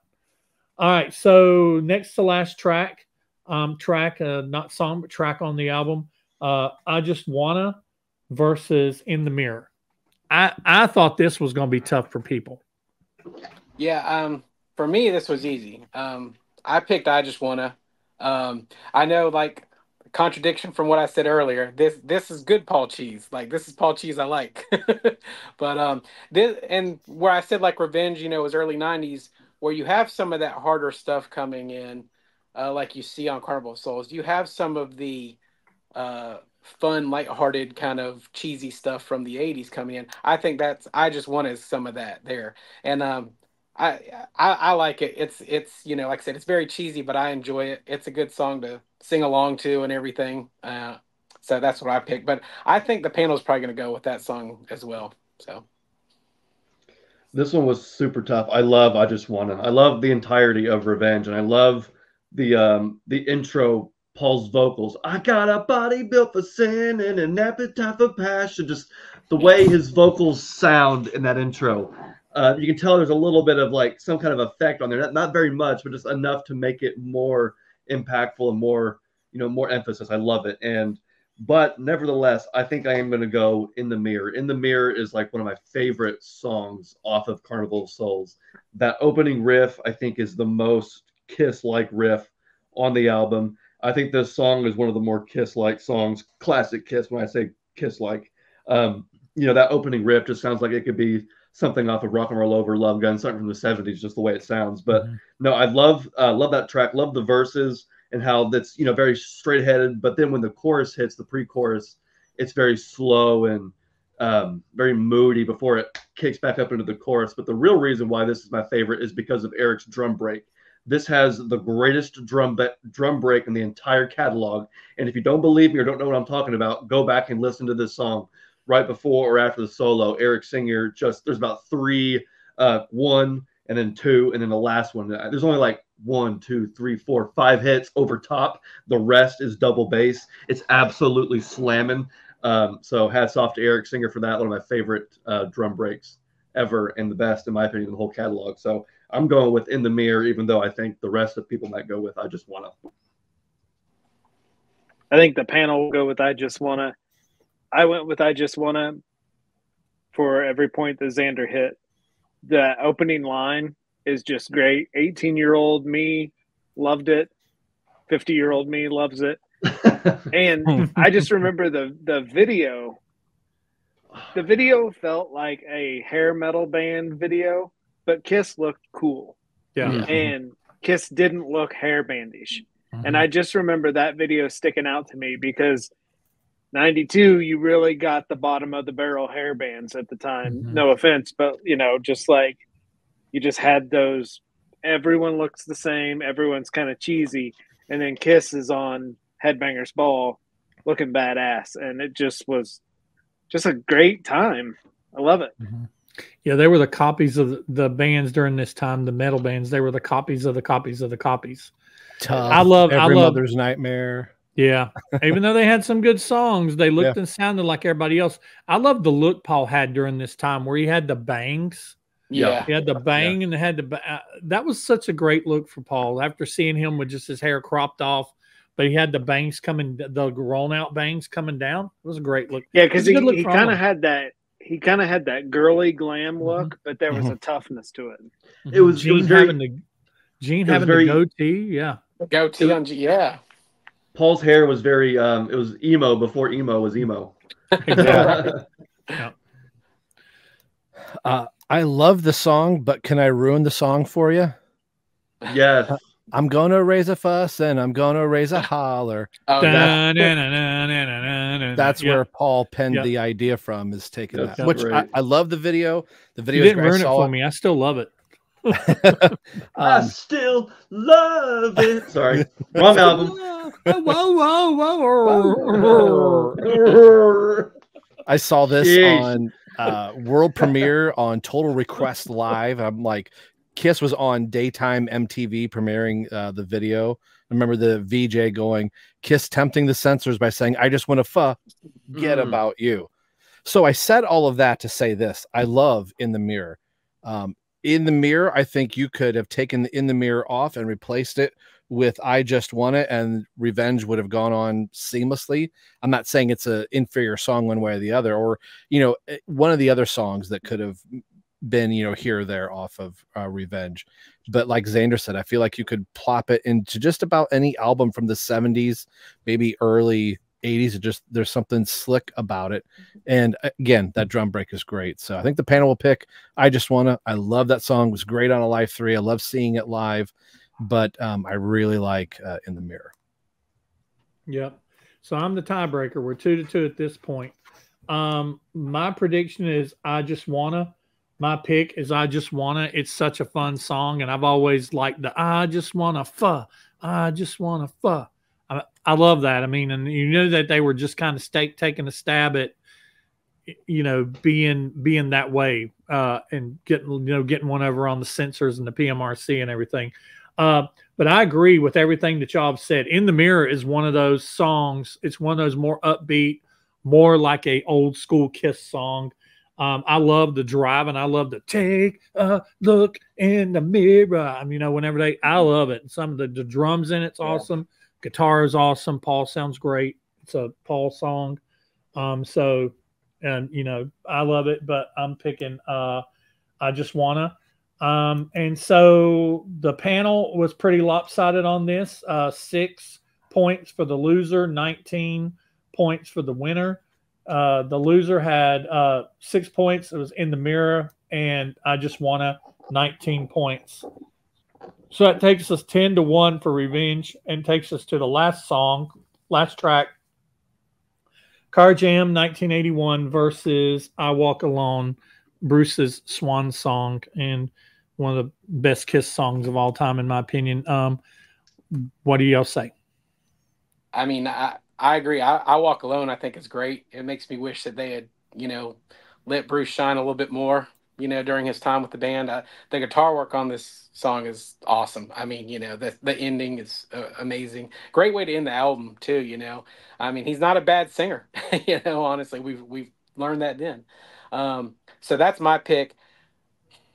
I hope the panel goes with that one. I like Car Jam 81, but I hope the panel goes with I Walk Alone. Car Jam is good. It was a great little touch, instrumentals are, hit or miss with people, I like them usually, and I mean, I like this and I'm glad they included it, and everything. But yeah, I Walk Alone wins for me here, and I hope the panel goes the same way. So I'm gonna say that. This one wasn't just tough; it was not fair. Picking these Yeah. two songs because they're both very special in their own right. This is the last time we're hearing Eric Carr. Because he obviously had passed away, was no longer in the band. This is Bruce's exit to the band. So you're seeing both of the members, this is their last sort of hurrah, even though we did hear, Bruce did play on Psycho Circus. But this was really, Bruce leaving the band. Car Jam was Eric leaving the band. So I had to just go with my personal feelings on this one for my opinion. I really don't know what the panel will choose. Maybe Car Jam because the fandom has a very, has a high affinity for Eric Carr.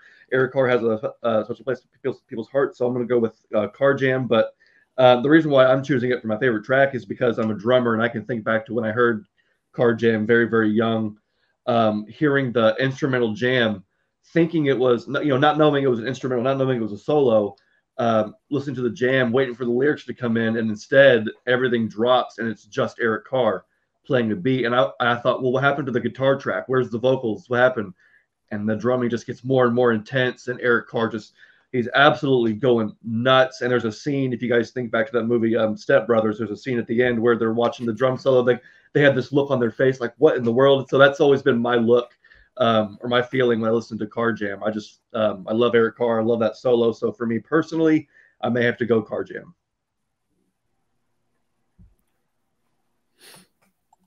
I think the panel will choose Car Jam. I chose I Walk Alone because I think this was a prime example of waiting way too long to have a Bruce song. Okay. The Gene Paul, Eric Singer, Bruce Kulick lineup is probably my favorite lineup of Kiss. No disrespect to the original lineup. I think it's the greatest lineup of Kiss. I know the arrows will come at that. But this song makes me wish the reunion wouldn't have happened and we would have had a rock and roll record. Yes. Like full on rock and roll over style record with this lineup. I think who knows where it could have gone, but this song is just so beautiful and so cool to actually hear a Bruce song for the first time. Now, I feel the same way about Car Jam too. It was so cool to hear that, sad to hear this track, but also cool to hear it. And that signature drum beat at the beginning, that boom, tap up, boom, that sticks in my head to this day. I'll tap it on, my desk at work, and it's cool when a song has that impact on your life that so many years later you still remember a drum beat from a song. This was a tough choice for me, but I chose I Walk Alone. I might get flack for saying this. I looked at this as Car Jam is not a song. It is a tribute to Eric Carr. It became a song on Ace Frehley's album. It's called Breakout, which it got fully flushed. Eric got a writing credit. This was a tip to the hat to Eric Carr. Picking a song, to me, the no-brainer was I Walk Alone. And if you dig back through Bruce's channel, I think during the pandemic, maybe a little bit before, he talks about everything that went into the song and how we figured out all the backwards playing that he had to do, and then the drums get played backwards. So anytime you hear the guitar forwards, the drums are backwards, and vice versa, and all the little bits and pieces. And just hearing what a well-written composition this is. If you take those two songs and go composition-wise, I Walk Alone blows Car Jam out of the water. Nostalgic, but being a huge Eric Carr fan, for the person that made me want to pick up the drums to begin with is Eric Carr. It's a great fitting tribute, but going song against tribute, I had to go with I Walk Alone. I think the panel will do the same. Again, Eric Carr, I think, is going to get a lot of love in this, and that's no disrespect to Eric Carr, but song to tribute, I had to go to I Walk Alone. I predict I walk alone, and I also predict I walk alone. I said earlier I've been lying during this whole episode because I said earlier that Paralyzed was my favorite song. Paralyzed is probably my favorite Gene song. I forgot about I Walk Alone. I Walk Alone is one of my favorite Kiss songs, and I say that a lot. You're like, how many favorite Kiss songs do you have? All Favorite Kiss songs, I have a lot, and I can say that because that's my right. But I Walk Alone is such a great song. I can't say more than what's already been said. I love the drums in it, the guitar, the dynamics it has, the changes it has, the way it progresses. It starts off very slow, it's very soft. It ends in a big crescendo, and then fades back to basically what it started with. I love after that final when he's coming out of that solo and he's doing that, and Eric starts playing those triplets between the toms and the bass and the double bass. And then Gene comes in with him. I know deep inside of me. Gene starts singing along with it. That's goosebumps again. And that's when a song does that to me. I'm just like, yes, that's the song. So that's how I Walk Alone is me. I love Eric Carr. Eric Carr was not who caused me to pick up drumsticks. That was Peter. But Eric Carr was also one of those those drummers in the mid '80s that influenced my playing, along with drummers like Tommy Lee, Bobby Blotzer, Robert Sweet from Striper, just all those people that had these very unique way that they approached playing the drums. And I'd pick up little things from each one of them. I'd learn their solos. I used to be able to play the Animalized solo back in the day, from Animalized concert. And so he was somebody that I really looked up to as far as his playing, and also just being an awesome person, that you hear that he was. And I love hearing a song. I love hearing a riff with him just goofing off in the studio. The solo he does might not be perfect if you sit down and try to start analyzing it, and did he hit every little note on time, or maybe not, but he's just goofing off in the studio, kind of like he was at the beginning of King of the Mountain on Asylum. And that's when lightning strikes, when you're just got goofing off in the studio. And yeah, we got Breakout out of that song. And I love the rhythm, I love everything about it, but to me, it's nothing when it comes to I Walk Alone. So that's my pick, and that's my prediction. This was pretty definitive in a way. It was a 17 points to 8 points. The loser had 8 points, and that loser is Car Jam. And Car Jam is by no means a loser. I Walk Alone is the winner at 17 points. Brings the total to 10-2. Wow. Revenge 2 more Carnival. Revenge 10, Carnival of Souls 2.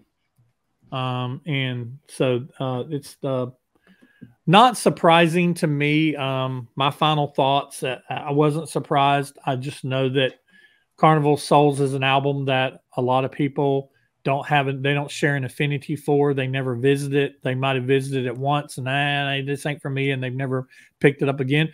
Maybe this video will cause people to go back and listen to it again, and comparing it against Revenge. I know Revenge is very well loved. We love it. We love both these albums. I was hoping for something a little closer, and I thought that some of these matchings would be a little closer than they were. And some of them that were close was kind of surprising. Some of them that weren't close was surprising. But I knew that this was one. I figured out the other day or the other month that this was one that I hadn't did. And I was like, well, crap, let's do that. So anybody have any closing thoughts? And on closing thoughts, go ahead and throw out your socials going around. So Matthew, start with you. Well, I'm on Instagram, MD Smith Comics. You can add me on there. I post all kind of stuff, and we talk about stuff of Kiss and non-Kiss related all the time on there. I write comic books in my spare time. Haven't put any out in a while, but I'm working on 2 that are, one of them's going to come out actually at the end of this summer. So I'll have more information posted about that soon. But as far as like final thoughts on this, it's like Rick was saying. after the 1-2 punch of Revenge Carnival of Souls, I mean, I really wish we hadn't gotten Psycho Circus and we'd stuck with this. I mean, Psycho Circus is probably my least favorite Kiss album, honestly, or at least it's in the bottom couple, you know. And I love these. I feel like that was a misstep, and I would have loved to hear where they went from there, especially with that lineup. Like, you know, I agree with what Rick was saying. This is a great lineup. They were very strong musicians, and I think, you know, I think Brant, you were saying earlier, you know, Bruce and Eric Singer made Paul and Gene better, you know, honestly, they really did. And you know, one last thing about Carnival of Souls, it's funny because, like, you know, we've all read and heard a lot of stuff about how much Paul was against it and didn't like the album, but besides that, he's got some very strong performances on this album, and you know, songs and everything. So it's funny how, like, stuff that he didn't like or didn't want to do, he really, like, did a good job with, I guess. You know, he wasn't phoning it in or anything, you know. But yeah, so this was fun, and you know, we're taking a little road trip tomorrow, and I feel like I want to re-listen to both of these on the car trip now and put them both in the CD player. So that's a real car jam right there. Listening to both of those albums. Sorry, that was bad. I was like, am I going to say it? Am I going to say it? Shit, I'm going to say it. This was a lot of fun. This was really, really hard, though, I got to admit. So it's funny to me, Brant, how many albums that Kiss has that have the same amount of songs on it. I was like, how are you going to do that with 13 songs versus 11? But no, you seem to find the ones that have the exact same amount. So that's always really nice. So this was really fun. Thank you for having me. And anybody who wants to follow us can follow Kiss Army Things on Facebook, Instagram, and YouTube. We have podcast episodes dropping every week. So check us out on YouTube. And yeah, thank you. You're welcome. I am It's All For You Demon on YouTube and Instagram. Instagram, I post a lot of dogs and Kiss. YouTube, a lot of dogs and Kiss, I guess. Yep. The last year I did a fanzine called the Wax Pack, and this year I'm doing something different, and I will announce that on Black Friday. So nice. It's coming along really good, and I'm super excited about it. I'm kind of more into that than anything else right now, and it's a lot of fun. So, are we going to have to be lining? Are we going to be lining up outside your house waiting on doors to open so we can run over each other and grab a TV? No, man, but it's a perfect item for the end of the year. So. Looking forward to it. Oh man! Do you have, asking for a friend? Do you have any of the old, like all the way back to the first Wax Night, the Wax Packs? Do you have any like old back issues still in your stock? Oh yeah, I mean I can print them out. I okay, still have them. All right. I got something coming for you. That, and you know, I'll send a big enough envelope and enough postage for you to just stuff it full of wax pack stuff and send it back to me. Yeah, we had a recent add to the Wax Pack list. So yeah, I printed him up 4 and sent them all out. Nice. Awesome. Nice. Thank you for what you do, Rick. That is awesome. Yeah, they're great. We love them. Yeah, for real. Thank you. One of the best Kiss things that I have. I love it. I will love them once I'm actually get my butt to the post office and send you an envelope with enough. Well, he raised his prices. Now it's 2 stamps. Okay. All he's got to do is give me his Cash App, and I will hook a brother up. I'm telling you right now. He's going to send you an eBay link to buy them off of eBay, bro. $500. They're going to be $500. Yeah. No make an offer option. Yeah. One of a kind. It just came off the printer. One of a kind. Yeah. Ink's still warm. If we live long enough, they'll end up on Knights Insane service page. Oh, there you go. Yeah, they will. They will. You can follow us. We've been kind of dormant lately. I went to the Smoky Mountains. Nick and Nico have been doing things. So our Kiss podcast has kind of turned into just rock in general. I think we're going to record a Bon Jovi episode talking about the documentary coming up, but then we're going to get back into some serious Kiss stuff planned up. But you can follow us at Right Between the Ice podcast. We're on Instagram, YouTube, and then any of your podcasts. We started as an audio podcast, and then I was like, screw it, let's do the YouTube thing as well. So now I edit 2 different versions of the show. And Rick, I have to ask you, we grew up right around the same time, and Brant, you probably as well. Metal Edge was a magazine I read a lot. And there was a particular song that was mentioned to be part of Revenge that was scrapped. There's your trivia question. It was co-written by Dave Snake Sabo, that they said right up until the album was coming out, vocals never got recorded for it. So it only ever existed as an instrumental track. Do you know the name of that song? Do not. I do not. I don't. Do You Want to Touch Me Now? Yes. Was mentioned in the articles. So that's all I'll say about. Did that end up going to Joan Jett? I'm kidding. Probably. I'm kidding. Do you want to touch? But it got leaked, right? But my final thoughts. Yeah, my final thoughts on it. I love both of these albums. If you ask me tomorrow what my favorite album is, it might be Carnival of Souls. It might be Revenge. But I'm probably always leaning a little closer towards Revenge, even though I got my Carnival of Souls t-shirt on. I think Revenge being that very first new Kiss album that I had Smashes, I had Creatures, I had Hot in the Shade shortly after its release. This was the first album I was waiting for. So I think that's why the panel was leaning that way, and the 5-year gap and Reunion, not Reunion. Then the album got shelved. And if it wasn't for the bootleggers, this album probably never would have saw the light of day. Probably until now. So thank God for the bootleggers. Thank you, bootleggers. Yeah. Well, you know me because you're watching my video in my head on here and on Instagram and on Twitter. And my final thoughts is I love both these albums, and I think it's been said here already. I'm happy that the reunion happened because we got what we got out of it, and Kiss got filthy. Well, Gene and Paul got filthy rich out of it. But at the same time, in an alternate universe, I would like to stick my head in a portal and see what the next album for Kiss with Bruce Kulick and Eric Singer, what that album after Carnival of Souls would have been like. Or how, but then at the same time, how much more Kiss would we have had? Would we have had Kiss another 25 years after that? And would they have hit their 50-year reunion, or would they have fell maybe 10 years short? Who knows? But it's just something fun to think about that us nerds sit around on a Wednesday night talking about and thinking about. But I think that they were a legit band, no gimmicks, just legit band on both of these albums. Stripped down, pure musicianship, still great material. To me, they weren't petering out. I think they were on a way of climbing.